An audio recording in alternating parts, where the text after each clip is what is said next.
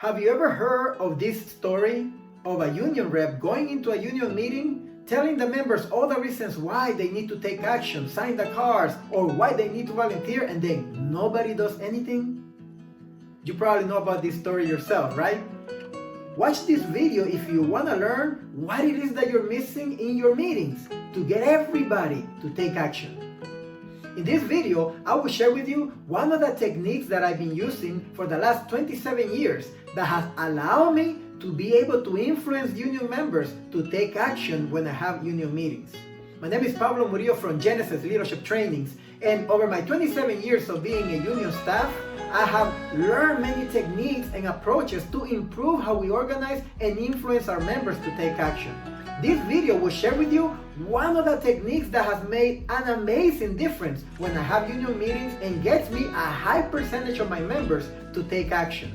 If you find this video useful, send me a message over Messenger with the words, "Send me PDF," and I will send you a document with practices that you should be implementing on a daily basis to develop your union leadership. Facts tell, but stories compel. Remember that statement. Facts tell, but stories compel. The main mistake I used to make years ago, and the main mistake I see many union leaders do in their meetings right now, is that we make too many statements. Too many statements. We come into the meeting and we say all the figures, all the facts, and all the reasons why. And that does not work. Why? Because when you speak at people and you don't speak with people, you lose their attention. The attention span of every individual listening to you is not that long. So you gotta ask questions, such as this one. Are you listening to what I'm saying right now? See? Then you go, what?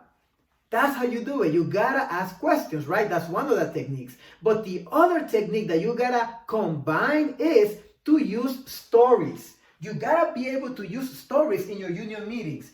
When you use stories, there are several things that you will achieve that you would not achieve otherwise. Number one, you will engage the audience's inner voice. Engaging that inner voice is where the magic occurs. That's where connection occurs. That's where emotional connection occurs. And the mind sees in movies. So if you create a story and you start describing it with details, then the audience goes along for the ride as if they were watching a movie. And now their attention span is longer because they're engaged in that mental image and in that emotional roller coaster and experience that you are generating. So use stories. And using stories, learning how to use stories is one of those skills a public speaker must have. But the disconnect that we have with many of our unions right now in the training programs is nobody sees ourselves as a public speaker. So we don't even train people how to become proficient public speakers. Yet, all these skills that I've been sharing with you in my videos that have helped me become a really good organizer and union rep have been through my development of my public speaking skills. So I hope that you start investing time into that. And if you need help with that, let me know. But let me give an example. As a public speaker, you gotta be an impactful communicator. You gotta be able to influence the audience. You gotta be able to inspire the audience. That is everything that a union rep must do. So get rid of that mentality that you're not a public speaker and begin seeing yourself as a public speaker. Now let me give you an example how using stories makes a big difference.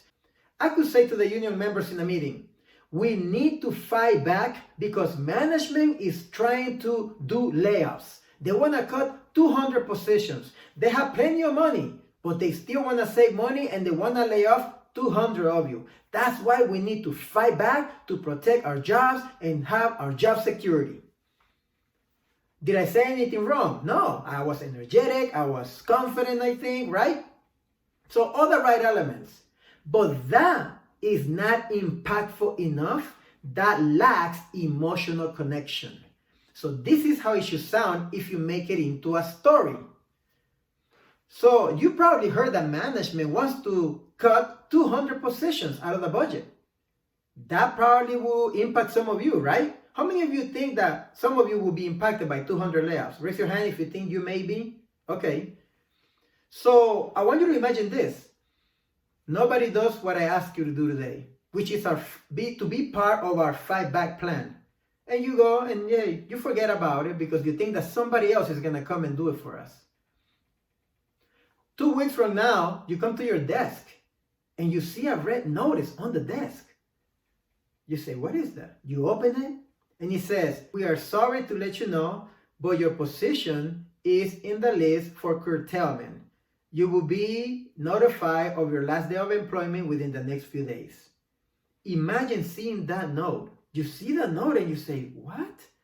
I didn't think that I was going to be impacted because I had seniority.